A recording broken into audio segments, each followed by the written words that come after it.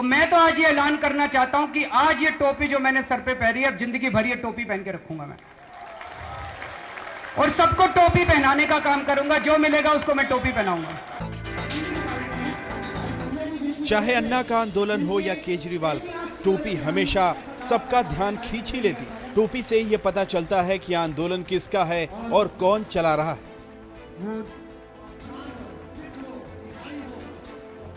अन्ना से अलग होने का असर आज भी टोपियों से दिखा। बनते बिगड़ते समीकरणों का जो इशारा टोपी करती थी, उसी टोपी को अब अरविंद केजरीवाल अपना हथियार बनाएंगे और सबको टोपी पहनाने का काम करूंगा। जो मिलेगा उसको मैं टोपी पहनाऊंगा।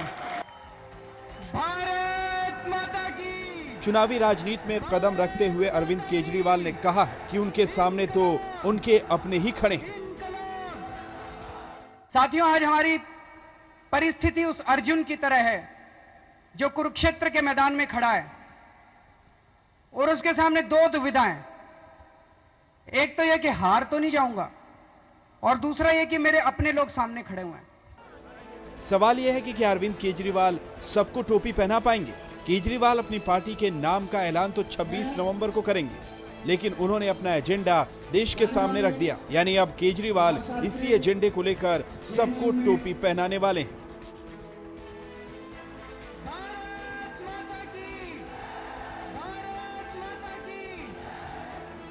जो विजन डॉक्यूमेंट जारी हुआ उसके मुताबिक जनता का राज होगा, यानी पैसा जनता की मर्जी से खर्च होगा।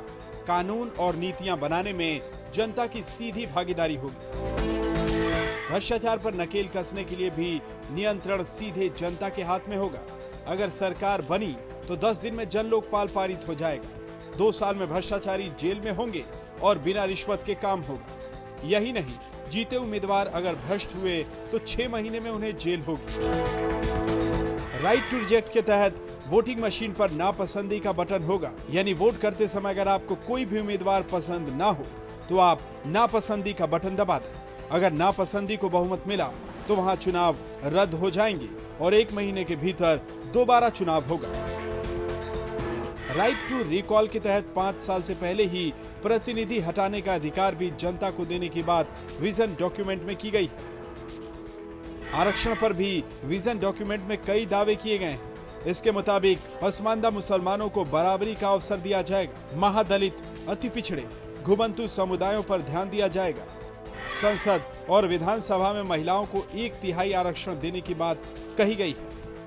विजन डॉक्यूमेंट में जल, जंगल और जमीन पर स्थानीय समाज को अधिकार देने की बात कही गई है। सबको समान शिक्षा और अच्छी स्वास्थ्य सेवाएं देने की बात भी विजन डॉक्यूमेंट में है। इसके मुताबिक सरकारी स्कूलों को प्राइवेट स्कूलों की तरह बेहतर बनाया जाएगा।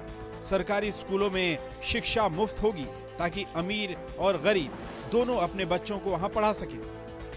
ये तो भविष्य बताएगा कि हम लोग हारेंगे कि जीतेंगे, पर इतना जरूर पता है कि आज अगर हम लोग नहीं लड़े तो मेरे बच्चे बड़े होकर मेरे को गालियां देंगे कि आपको मौका दिया था इस देश ने, सारा देश इकट्ठा हो गया था और आपके अंदर दम नहीं था। लेकिन अन्ना हजारे का मानना है कि देश का भला राजनीति से नहीं हो सकता। आज राजनीति से इस देश के लिए उज्जवल भविष्य मिलेगा, ऐसा मुझे नहीं लगता। देखो भाई, पार्टी तो 1 मिनट में कोई भी बना दे। बात यह है कि पार्टी बना करके आप कितने लोगों को संसद में पहुंचा पाएंगे, ये महत्वपूर्ण है। कांग्रेस और बीजेपी ने भी केजरीवाल की पार्टी के फैसले का राजनीतिक अंदाज में ही स्वागत किया।